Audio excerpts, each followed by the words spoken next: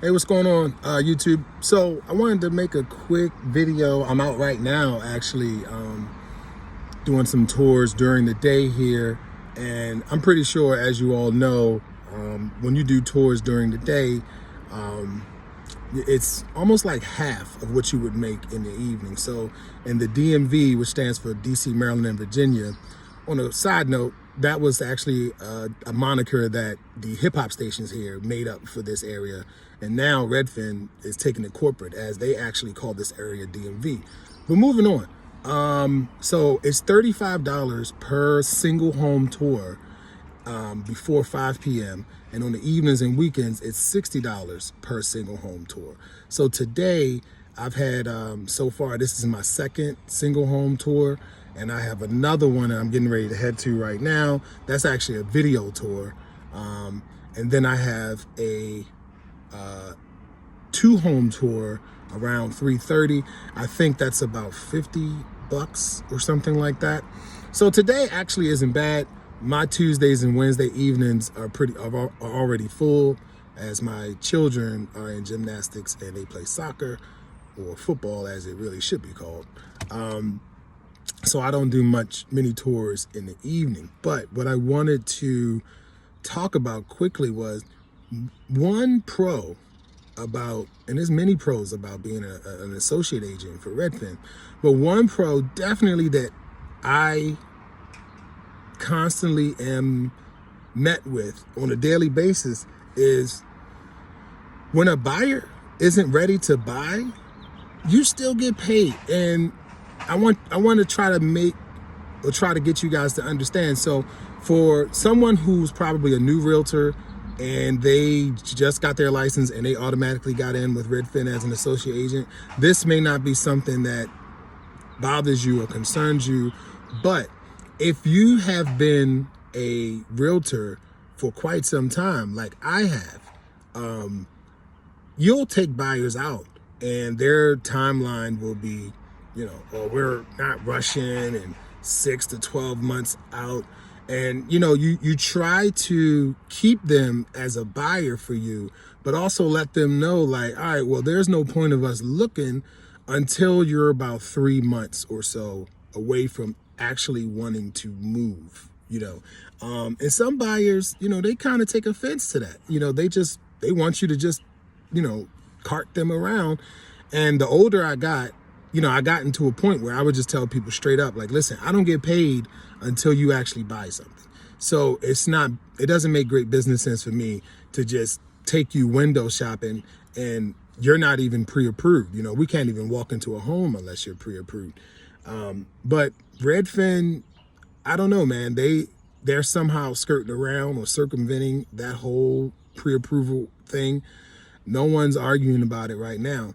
But long story short, I just had a buyer where they aren't looking to buy for over 12 months. They live nearby. They saw this house come on the market. So they said, oh, we want to go see it. So I still get paid for it. But here's the thing. They're going to sign a lease sign their lease again in July. So they're not even planning on moving. They want to save more money, which I understand, because the way the housing market is going right now, sad to say, things are going to be drastically different. They already are right now, and it's not going to get technically any better. You're going to have a good amount of money saved up to get into these homes. But that's what they want to do. They want to save up some more money before they move. This was a younger couple, and I totally understood it. But they're 12 plus months out. Now, she did mention that their lease has a clause in it that they can be released from the lease if they are purchasing a home, which is good. And I think a lot of landlords should start offering that clause, because it'll take a lot of house trying to lock someone in. If they can provide you documentation that they're about to buy, then yeah, let them go from the lease. You can get them out of there and you get someone else in there. It doesn't make sense to try to just keep them in there. But that's one pro. They're not looking to buy anytime soon.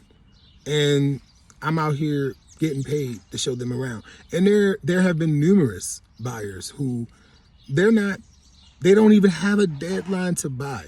So this is one of the reasons why I feel like the way this Redfin associate agent program is going, I think eventually it's going to change. I don't think it's going to stay the way it is right now, because here in this area, I can easily make, and not even working too hard, I can easily make I can average $1,500 a week, maybe a little more, you know.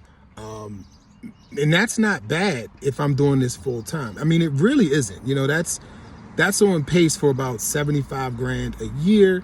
And if you live within your means, you know, that's a livable wage right now. It's close to not being these days, but that's actually a livable wage. If you can live within your means, you know, you reduce your liabilities. So this is a good thing in this area anyway. But I think in time, Redfin is going to have to tweak some things. And this associate agent program is going to probably change in one way.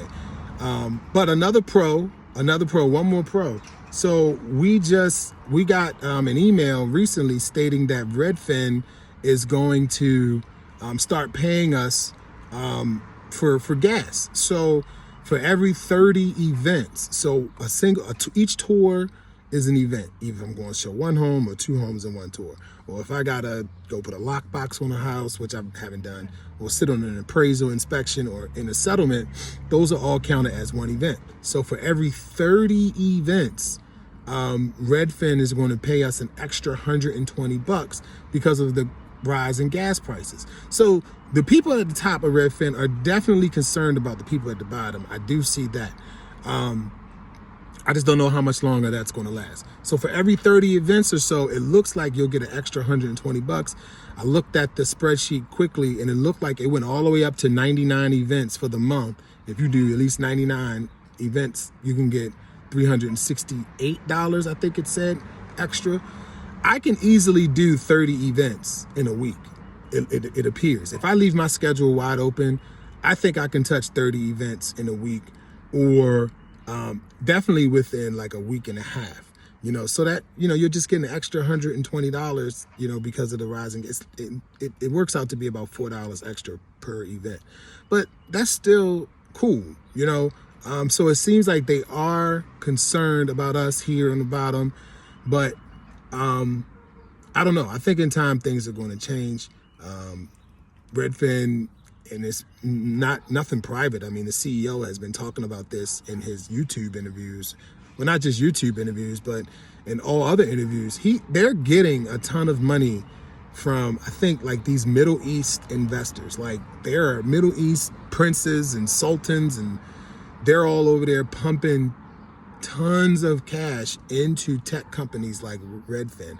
And real estate is something that they really love, especially if there's some kind of tech involved, maybe some new technology, some, you know, maybe an app or something, the algorithm. I don't know. I haven't really been able to ascertain specifically, but I think that's where Redfin right now is getting a lot of their cash from, not necessarily from sales, but it's a good thing right now. So if you are an associate agent or you plan on being an associate agent, my advice to you is get your liabilities low, make your money, save, but plan to move on.